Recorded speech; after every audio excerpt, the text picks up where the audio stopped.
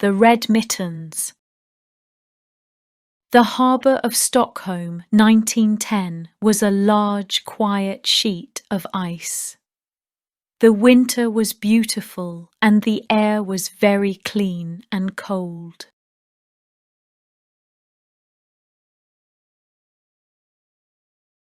The only sounds were the distant creak of ships frozen in the docks and the soft scrape of skates on the dark ice.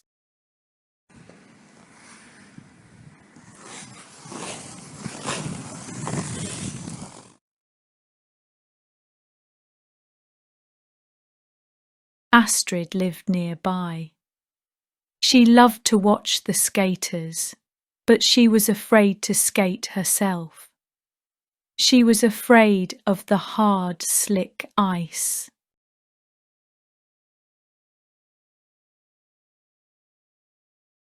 Astrid always wore her favourite, brightest red mittens.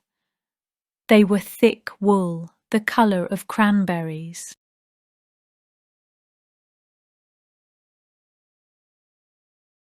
They kept her hands warm while she stood at the edge of the snowy bank. She watched the patterns the skaters made on the dark ice.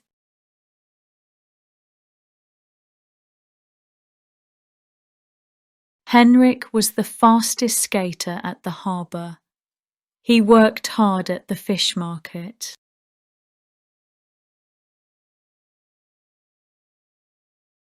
Every afternoon he skated across the ice to clear his mind. He moved in beautiful, long loops and turns.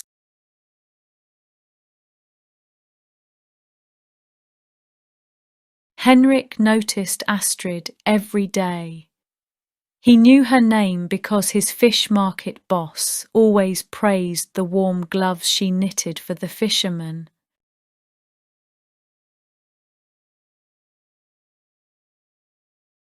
She was always standing in the same spot, a bright flash of red against the white snow. He wished she would come onto the ice.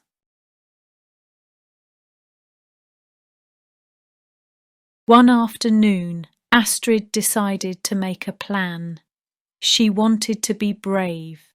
She set her 2 red mittens down on the high bank of snow.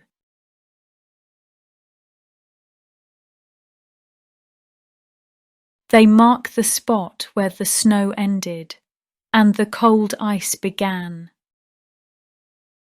She thought of them not just as wool, but as her courage line.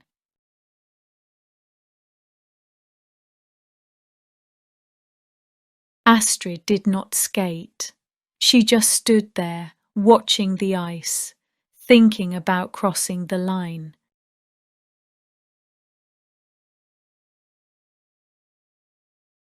Henrik skated over toward her.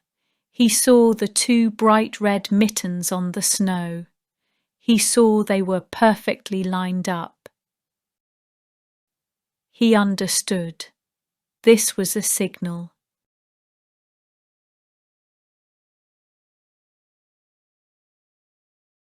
Henrik did not speak. He did not cross the snow line.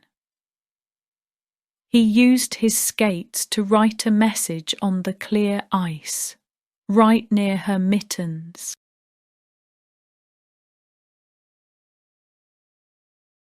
First, he skated a perfect, slow circle. It was smooth and strong.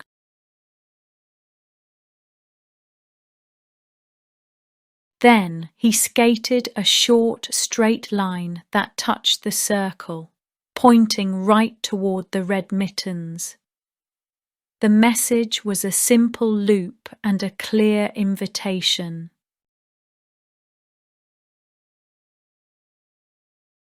Astrid watched his skates write the message. She saw the circle of safety and the line of clear direction. He was telling her, "I am here, it is safe."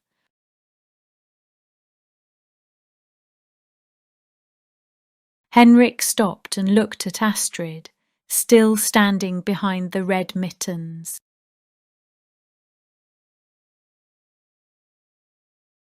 He smiled, a simple, kind smile. He pointed his finger first at the circle on the ice, and then at her red mittens. Astrid felt the cold air, but her hands were warm inside the wool. She took a deep breath.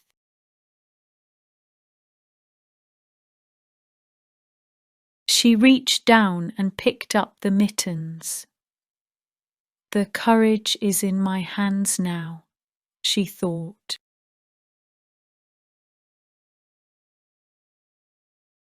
She stepped over the snow line. The hard ice felt very cold under her boots.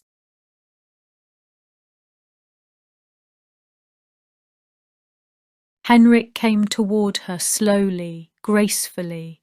He held out his large, strong hand.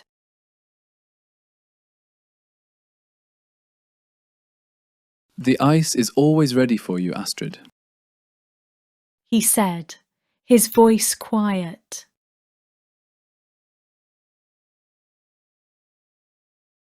Astrid put her bright red mitten into his dark, heavy glove. The warmth of the wool met the strength of the leather.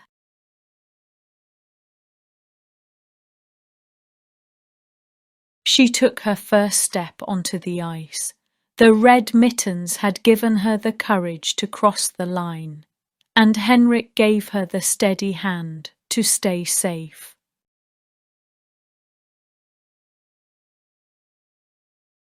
As the two stood on the ice together, the distant sound of the harbour seemed to fade, leaving only the quiet of their shared moment.